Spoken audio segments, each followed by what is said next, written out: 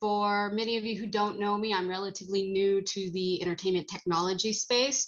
I've mostly been on the creative space, but I am also a Navy veteran. So the importance of cybersecurity and those aspects are very familiar to me. So this whole industry has been very open arms since I've moved over, and I'd like to thank you for all that. It's also exciting to be part of this because Pepperdine University is using Klio Studio, our new software platform. And so this is a nice full circle event to be part of. For those of you, if you've never heard of Klio Studio, we are not a post-production collaboration software tool. We are for the development, pre-production, and post-production, so much earlier in the development cycle. So if you are interested in Klio Studio, we can do a lovely custom API into your favorite post-production workflow piece of software. So Klio Studio is a all-in-one for the more creative side of the house. So the network, the studio, your production companies, it's a solution for them. And the reason why I came up with it, because I was at the time working at a network and we had 6 shows in production, 2 of which were outside of the country. Only one was filming in the US and the rest were spread out across, only one was filming in LA and the rest were spread out across the country. Then we had 30 shows in development, and that was just my department. The writer teams were all over the city and all over the country, and just trying to keep all of that coordinated. It doesn't matter if your team is on the other side of the country or on the other side of the city, traffic and everything just makes it very difficult to collaborate either through paperwork or through just communication. So I wanted to see what we could do to create something that would help with more remote work. And since the pandemic, it's now become a hot button issue. So excited to show you a little bit of Klio Studio. Since most of you are not creatives, I instead wanted to talk about how we've been able to inject security, cybersecurity, intellectual property security, and personal identification security into the platform in order to get the creatives to comply without impeding them in what they want to do or need to do. So it's kind of like putting vegetables into the macaroni and cheese, if you will, to make sure that they comply. And since I'm more of a show, don't tell part of the world, I'm just going to show you a couple of the screenshots so it's a little bit easier to explain what we're doing. First and foremost, we are actually on an Azure platform, so it helps with cybersecurity. You're all very familiar with that, and it was something that I got to learn when I moved over to this sector. So let me go ahead and share the screen real quick. There we go. And if you have any questions, please put it in the Q&A or email us. Happy to help. So let's go into the first one. So the first thing that exists is that it's all permissions based. You can have all of your projects on one platform, on the Klio platform, but to be able to access a project, you have to be added. And when you're added, you're given your job title, which is, director, writer, producer, executive producer, location manager. And inside of that is default permissions tailored to that job. So it gets the creatives to automatically put in permissions and control access without making them do a lot of work. Of course, they can be edited, but it's just to make sure that they comply. For example, an executive producer, you might want to let them view everything, but not edit anything. They can look, but they can't touch. So it helps just control without giving them any more work. The next part is scripts. So if you're working in television specifically, there are a lot of script revisions. They go all over the place. So in Klio, you can just upload a script. And then when you have a new version, you upload the next version and the old one goes to the archive. So you can keep all of your scripts in one place and you have access to all of them. You can share, download, and view the scripts, and automatically integrated into that is watermarking. So if anybody accesses the script, their name is automatically on it and they can't get around that feature. Another feature we have is a log. A digital log of who's accessed the script, downloaded it, viewed it, shared it. If they've interacted with the script, we have a digital signature and we keep that in a list for you. So theoretically, if a writer uploads a script and then gets it bought by a production company, you would have a chain of title and a chain of access of anyone who's accessed that script for the entire life of that script for all versions. Once again, something they can't get around. One of the things that it also does is when you click the breakdown button, the system scans the script and automatically pulls out data from the script to help with scheduling and budgeting. So if you've never seen a script board, because you haven't been on the creative side, this is what one looks like.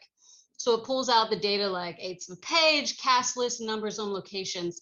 And this allows the production team to start doing scheduling and budgeting without having to access the actual script.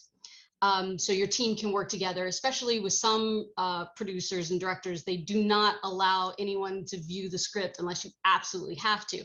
So this gets production teams to be able to work together very seamlessly online without delays, which will save, of course, money. If the team doesn't know what's coming up next, I've been on some crazy productions. If the team doesn't know what's coming up next, there are always delays, always problems, and that always costs money. So if we're trying to bid out content faster and get teams to work better, this is one of the ways we can do that.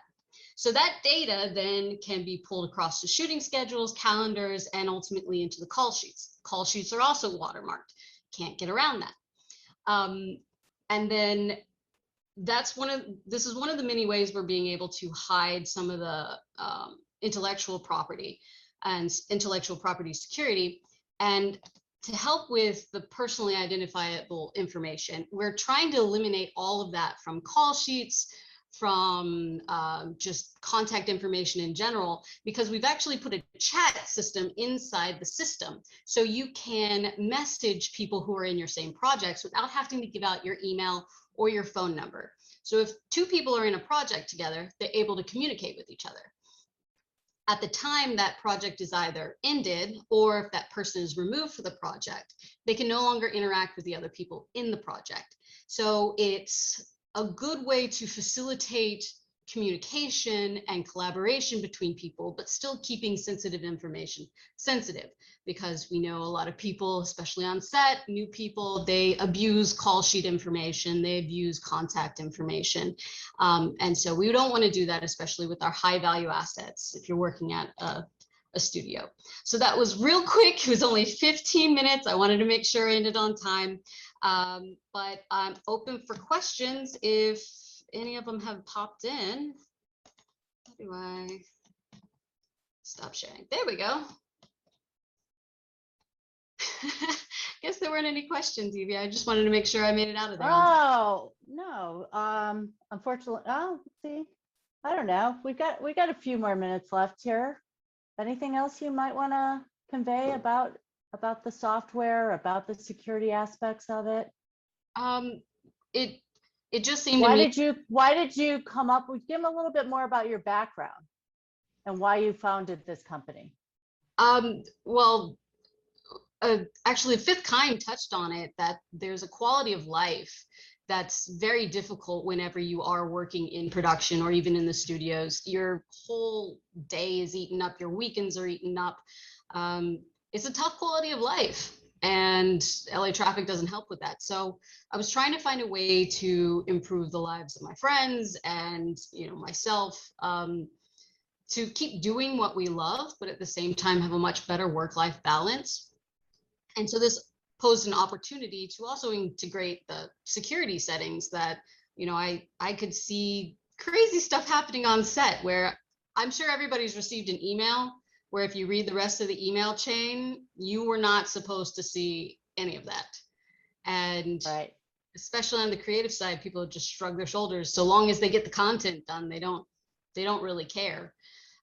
So I don't know, I was looking for a way to just make life a little bit easier. It is 2021. Post-production has so many amazing tools. Camera department has amazing tools, but producers and line producers, we're still doing, you know, strip boards on cards by hand and printing call sheets by hand. And it just was incredibly inefficient. And it does, of course, adds to the pressure that, you know, a few creative people support an entire industry, including most of the people that are in attendance today. they don't make the content, the rest of us don't really have a job.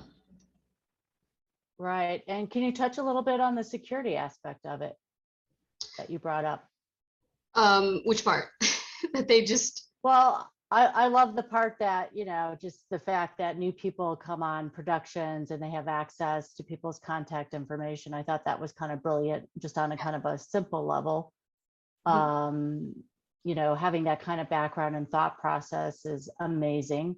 I don't think we're going to go back to the way we were before. And it sounds like, you know, your company's in the right spot. Thanks. Oh, we did have a question. Can crew only read scripts on the platform, or can a person download it to a reader? If they have the permission to do it, they can download it to their hard drive, but it's automatically watermarked. Or you can change their permissions where they can only read it on the platform. So if you don't want someone to be able to have a downloaded version, you can force them to keep it on the platform, and it's still watermarked. So you want to make sure total control of that script. I've worked with some directors where they refuse to let more than 4 people read the script, and you know, we showed up on set not knowing what we were doing that day because they were so strict, and just to keep things from being leaked.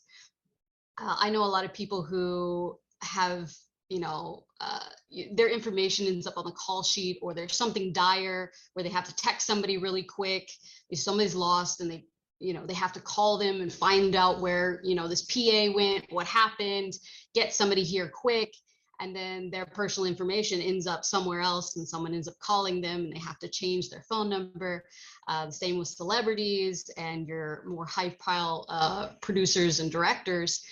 Because they still need to talk to their crew. And once the production is done, you would rather them not continue to be bothered by those crew members. Are Excellent. the watermarks forensic as well as visible? At the moment, they are visible, but we are looking to add the forensic ones as well. It's just the next step in the security settings that we're putting in there. Great. And if someone wants to reach you, how shall they reach you?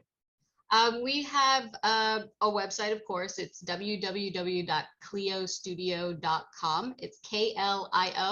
Klio is the muse of record keeping in Greek time. So the writers have muses, the comedians, the musicians, and now producers have their muse, which is Klio. Also, my email is info@kliostudio.com.